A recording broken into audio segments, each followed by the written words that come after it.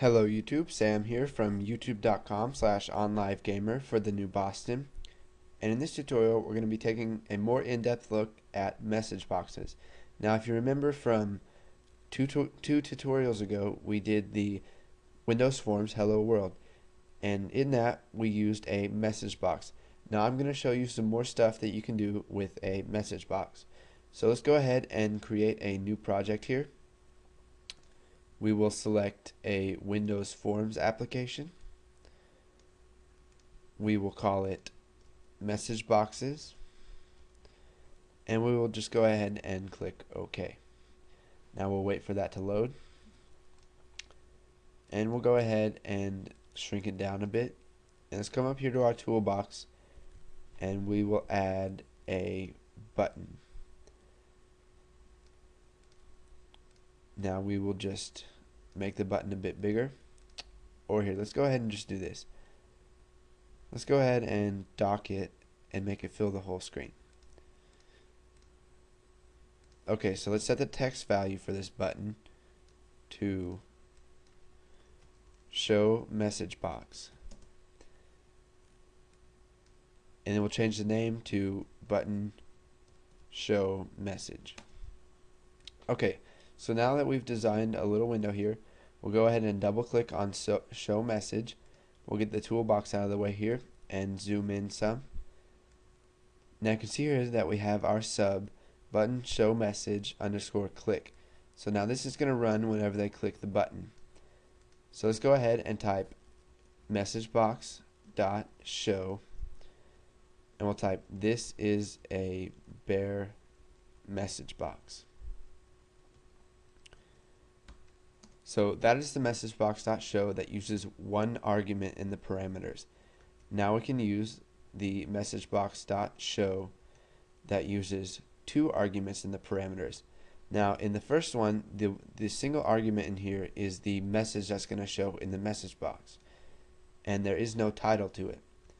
So we'll make another one and we'll say this message has a title.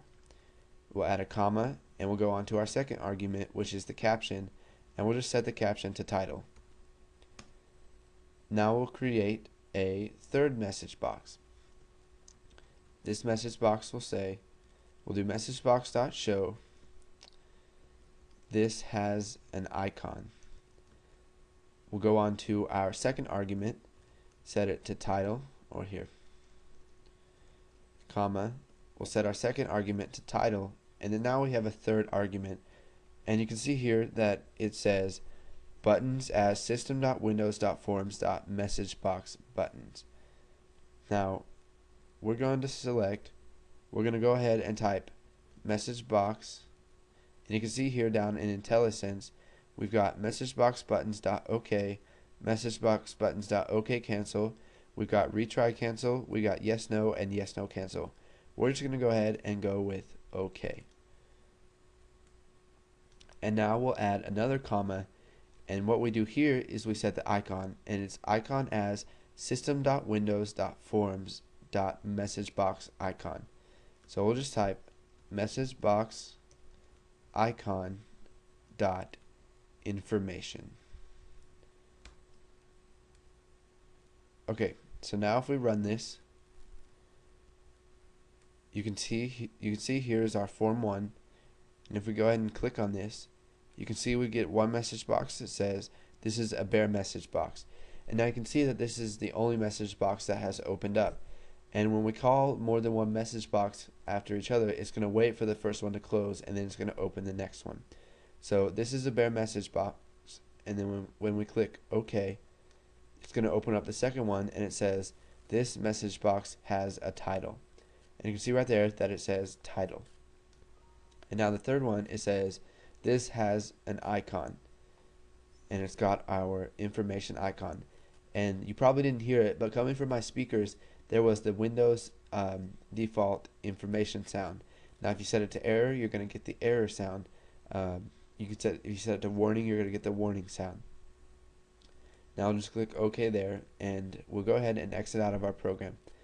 And now here's one more thing I wanted to cover with message boxes, that the .NET, the people who created Visual Basic added just to help developers out a little bit. So instead of having to type messagebox.show, which may take a while, you can just type messagebox and then your parameters. And now you can see if we go ahead and run this, let's go ahead and add a message for this. We'll just type message. Okay, so now if we go ahead and run this, we're going to click show message box. We got bear, the one with the title, the one with the icon, and if we click OK, we get another one that says message. And you can see that the default title is message boxes. So whenever you type the shorthand version of showing a message box, the title is automatically going to be set to message boxes unless you override that by using the argument. Okay, so now that you guys have seen a look at message boxes, you can go ahead and make programs that will show message boxes when the user clicks on certain things. And once you got that nailed down and you're not going to forget it, go ahead and move on to the next tutorial.